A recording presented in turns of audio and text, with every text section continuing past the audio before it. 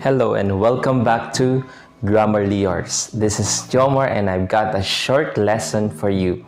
So basically what I want you to do is to try to stop using the word very. Most students that I teach have a problem with this word. They like it too much. They say, I'm very happy, I'm very hungry, I'm very excited. What I want you to do is to try to stop using the word very quite so much, especially if you want to improve your vocabulary. Stop using very so much. In this short video, I'm going to show you at least 10 words we can use instead of very, okay? So stick with me.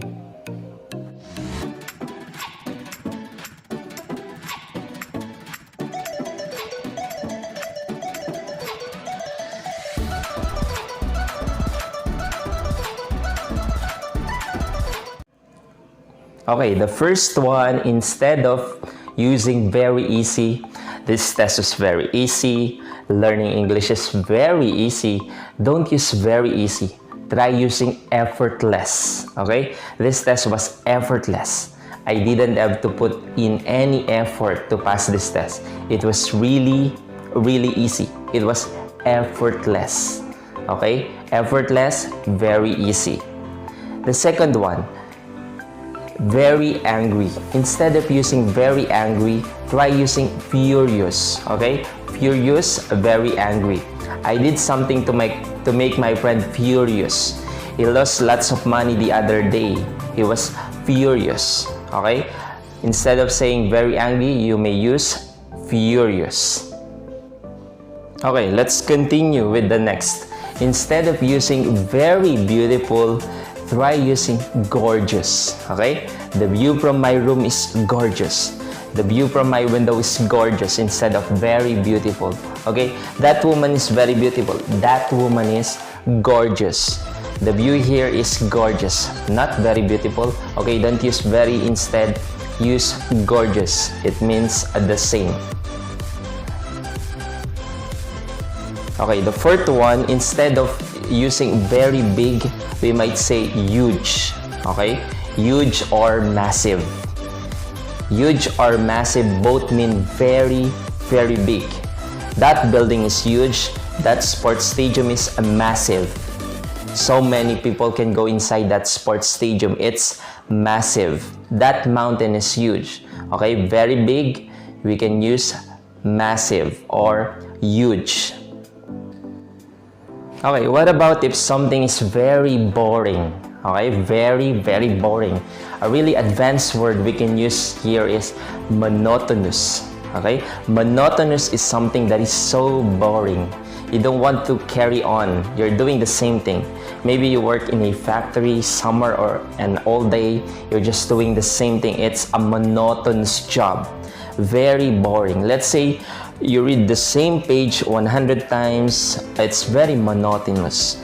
You need to read it, let's say you read it once, okay, twice, but if you read it 50 times, that's monotonous. It's just doing the same boring thing over and over again. Do you think learning English is monotonous or amazing? Which one? Okay, exciting, amazing, man. Okay, one is very timely. You can say it's very cold outside, but instead of saying very cold, we could actually use freezing. Very cold, freezing. I could actually put meat outside and it will turn into ice. It's freezing. That is how cold it is. And if you tell me it's freezing, I'm going to get a jacket, another coat, a hat, perhaps a scarf, because I know it's very cold.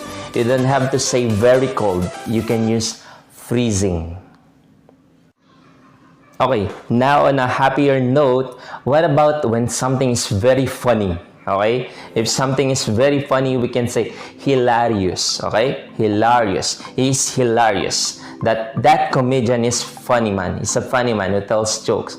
That comedian was hilarious. I laughed for hours. I laughed for hours because he was hilarious, okay? Who is someone that you think is hilarious? Can you write in the comment section, something that you think is hilarious? I'm interested to know, okay? hilarious, very funny. Instead of saying very funny, you may use hilarious. Okay, this time, what about something that is very slow? Okay, somebody speaks very slowly, something very slow. Okay, very slow can be described sluggish. Okay, slug is a small, very well-known animal that moves very slow. Okay, it's sluggish. If you do something slowly, you would say, I'm doing it sluggishly. It's very sluggish. He does it very slowly. He does it sluggishly. Okay? Let's say you read your English textbook slowly. You may say, I read my book sluggishly the other day. I read it very slowly. Okay? When we speak of very slow, you may use sluggish. Slowly, very slowly, sluggishly. Okay? The next one, something that is very clear or easy to see or easy to understand is something that is obvious.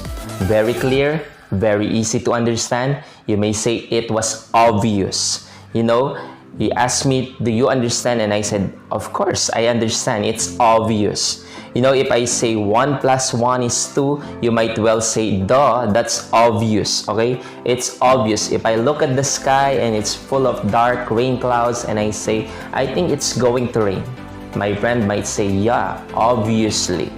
Obviously, because when you look up the sky, it's obvious, of course, it will rain. It's nearly already raining, okay? It's obvious.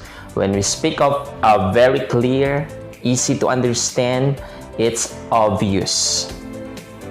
You may use the word obvious. Okay, we're heading to the last. The opposite here is something that is very confusing. Very confusing, like, I don't understand this at all. That's really confusing. We can say very confusing, perplexing. Okay? Perplexing, let's say a problem that is perplexing is a problem that you really cannot find that out. I am perplexed. What is the answer to this problem? Let's say if you look at the sky and you cannot see any clouds and it's raining, you might say, that's really perplexing. That's really very confusing. Normally you need clouds for rain, but today there are no clouds, but it's still raining. That's really perplexing. Okay? Very confusing, you may use perplexing. Again, thank you for joining me in this Grammarly Yours episode. I hope you learned something about this topic. Let's try to minimize the use of the word very. This will really help you learn English better in the future. Again, this is Jomar, and take care and God bless us all. Thank you for watching, everyone. God bless.